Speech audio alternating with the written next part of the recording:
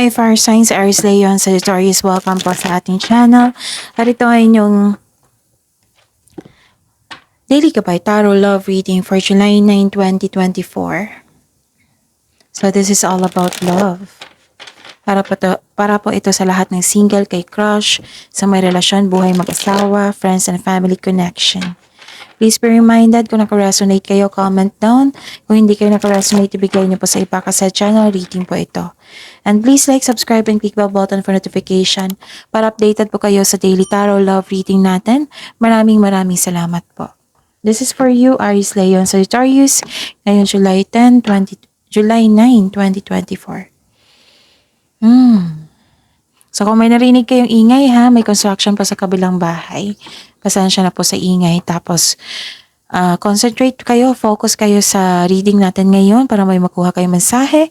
At don't worry kasi hindi ako ma-distract. Okay, nakafocus ako sa reading natin ngayon. Okay, maraming salamat po. Spirits guide, ano po yung gustong sabihin ng person ni Aries, Leo, and Sagittarius ngayong July 9, 2024?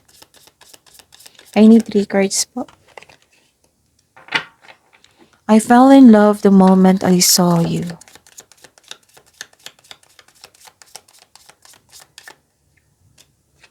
I never experienced this intense connection before.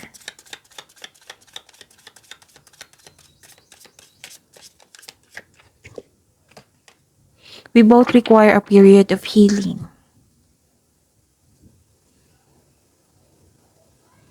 Okay. Kamusta po ang energy ni Aries, Leo, and Sagittarius sa love life nila ngayong July 9, 2024?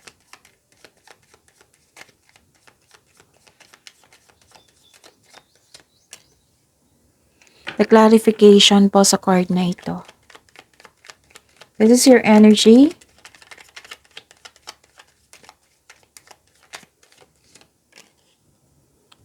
Challenges na ma-overcome po ni Aries, Leo, and Sagittarius sa love life nila ngayong July 9, 2024.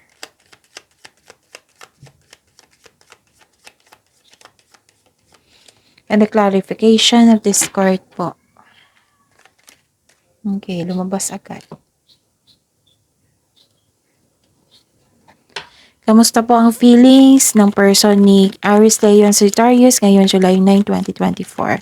Kamusta po ang feelings ng person ni Aries, Leo, and Sagittarius ngayong July 9, 2024? And the clarification of this card po.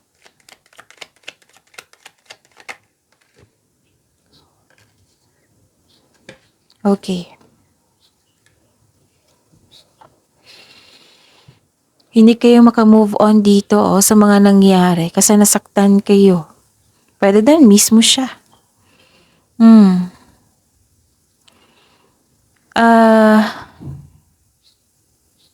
Nagkaroon ng fear of change. Nagsisisi sa desisyon. Hindi makagawa ng desisyon. Pwede.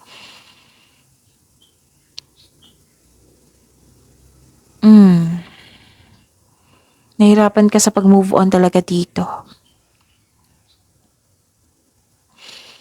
Nakikita ko rin dito na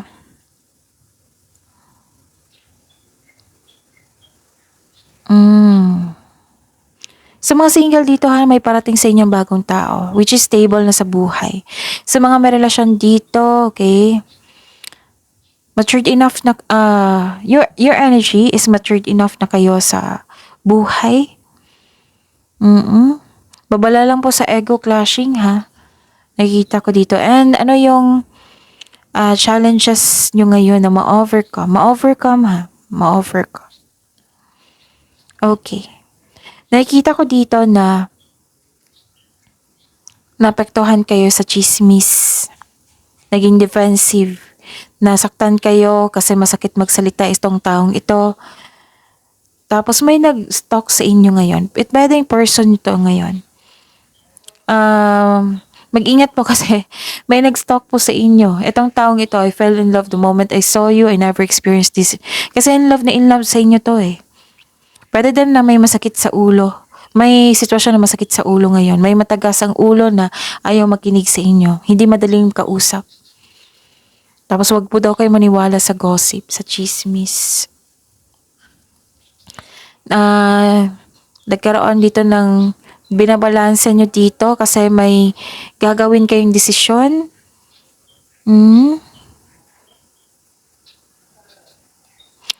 Oh, may ibang manliligaw dito na friend zone nyo sa mga single dito.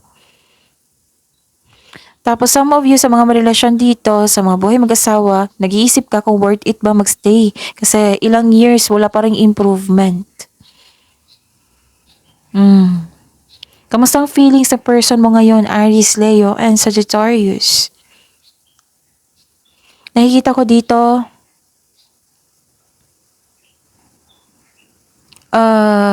okay.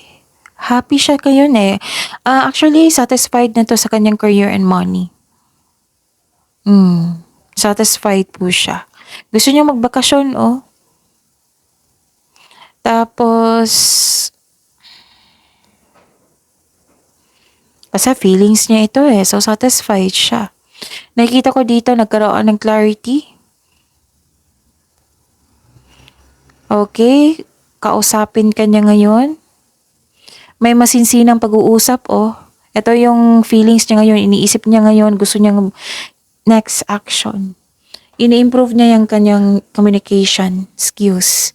Mag-uusap talaga kayo. Aries, Leo, and Sagittarius. Okay, i-approach ka niya soon. Kasi in love siya sa ngayon eh. Okay? So that is your reading. See you tomorrow. Aries, Leo, and Sagittarius. Please like, subscribe, and click bell button for notification para updated po kayo sa daily tarot reading natin. Maraming salamat po.